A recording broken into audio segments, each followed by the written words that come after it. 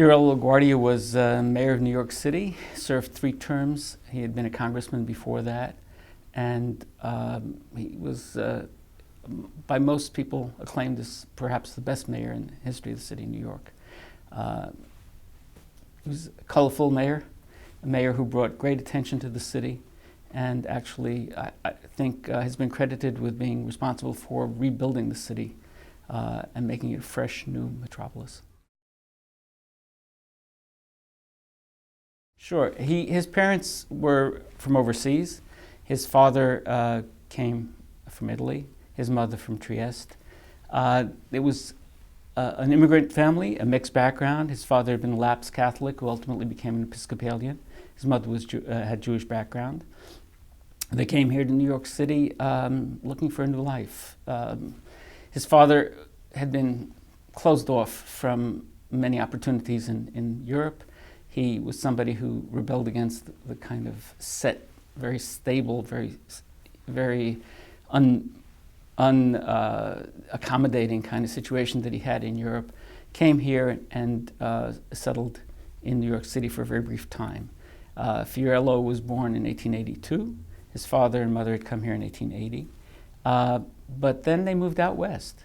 And he was raised in the wide open plains of Prescott, Arizona, and a number of other Army bases. His father joined the Army. His father did not want to be part of that immigrant group of people who worked in the factories and in various different low-level jobs. He had a certain amount of pride and this kind of rebellious streak, unwilling to become part of the mass working class that was developing in New York City. So he was raised on the wide open plains of the West.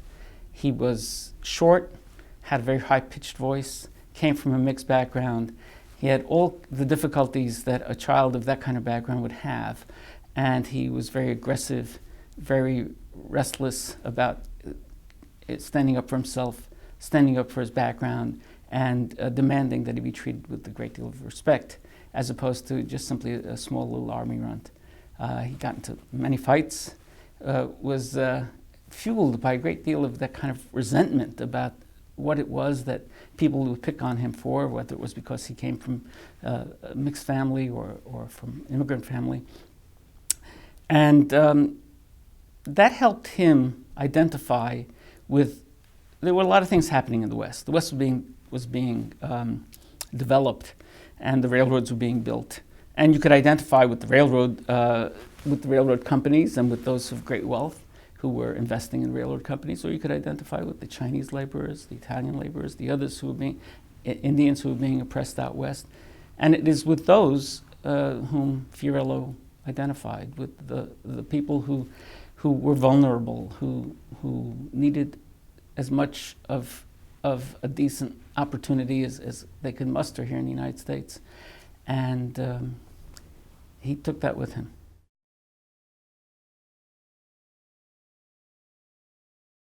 Between the 1880s and 1920s, tens of millions came to the United States from overseas. Originally, that is to say, earlier in that century, earlier in the 1800s, the major migration groups came from Western Europe and Northern Europe, Irish, Germans, others, Scandinavians. By 1880, 1890, that was changing. The movement from Europe went down to the south and to the east. And so large numbers of Italians, Polish and Russian Jews, others, as the difficulties that ultimately would give rise to the immigration patterns that would fill the cities of the United States with immigrants and fill the factories with immigrant workers, as those pressures moved down, that is to say south and east in Europe, modernization and many of the discontents that came with changes, they brought over these many millions who came to the United States in search of the kind of opportunity they heard about. This did not mean rags to riches, but it meant rags to at least the possibility of a job, of being able to take care of a family. And in many cases, it wasn't like the LaGuardias who came as a couple, but rather it was a man coming first, perhaps leaving his wife and family behind, trying to make a certain amount of money so that he'd be able to welcome them here and give them opportunity to a job, to working. Even if they were little kids, they would be working. But it meant more than what they had back home. And so that was a saga for many, many millions who came here.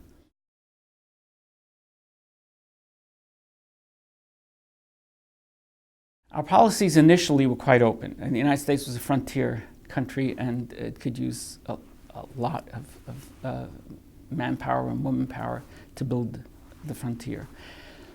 But as more and more attention was paid to the issue of immigration after the Civil War and after Reconstruction, and by the 1880s and 1890s, cities were growing. There was talk about the closing of the frontier, that somehow the United States no longer had free open land.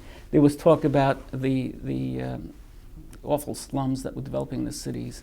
The new immigrants were considered inferior to the older immigrants for a variety of reasons.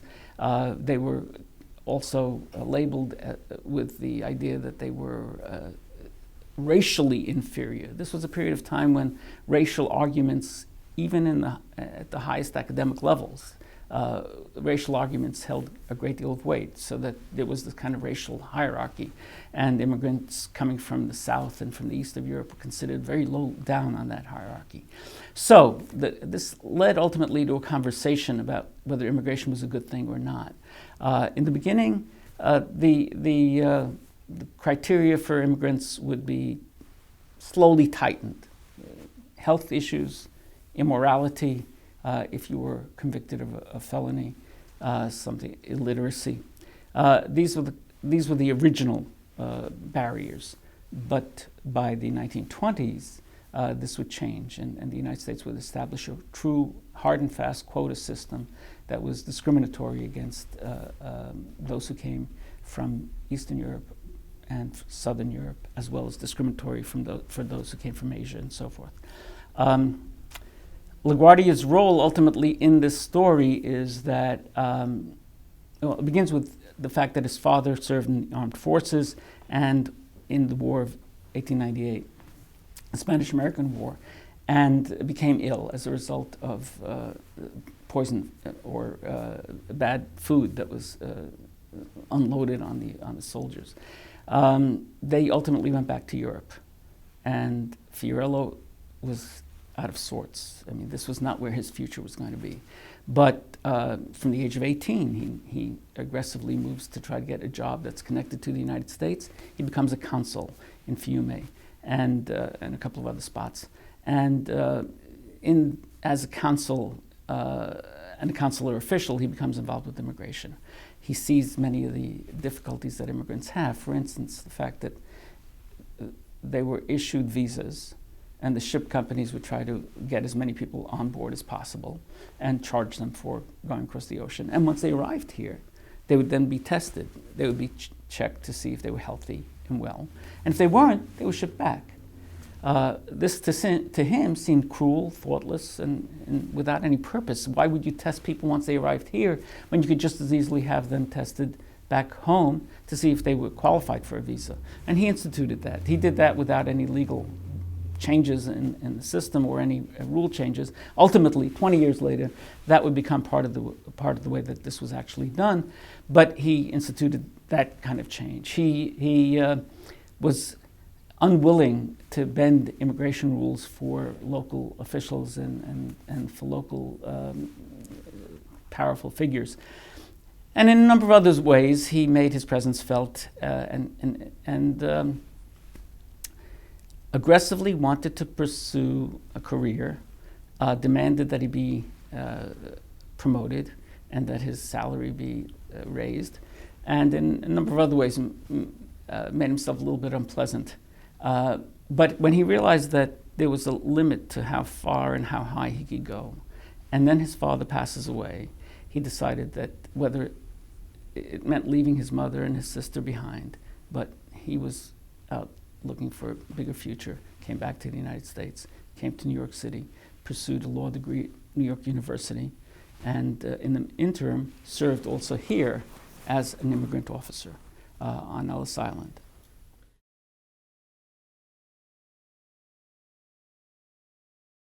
It's very, very difficult to tell, but clearly we're talking about boatloads of people, many, many, many people who would be affected by that. How many of those would have been turned around? It's very difficult to tell. There were several different issues that you would want to consider. One, if you were the head of the family and you were being turned around, what about the rest of your family who perhaps had come with you? Let's say it's the other way around. You're the head of the family and it's your daughter who's being turned around. What do you do? Do you go back with the rest of your family and perhaps give up the possibilities that you had for you here? And remember, you'd been here for a couple of years perhaps, and you'd already built a decent set of job, a decent situation for yourself here. And then your daughter's going back, or your son, or your wife. For those who had saved money for a very long time to put that into ship passage, and now you're being turned around, and what are you going to do back home? You'd already closed up, you'd already said goodbye to everybody, and all your hopes had been, remember, to make this decision took a huge leap in terms of saying goodbye to your family, saying goodbye to those who you're familiar with, saying goodbye to the language that you've grown up with, and perhaps where your ancestors had lived for so many years. And you'd made that decision, and you'd come to this conclusion, and you were willing to sacrifice, and now you've come up against this. It was devastating for a lot of people. It meant the foreclosing all kinds of possibilities that they dreamed about.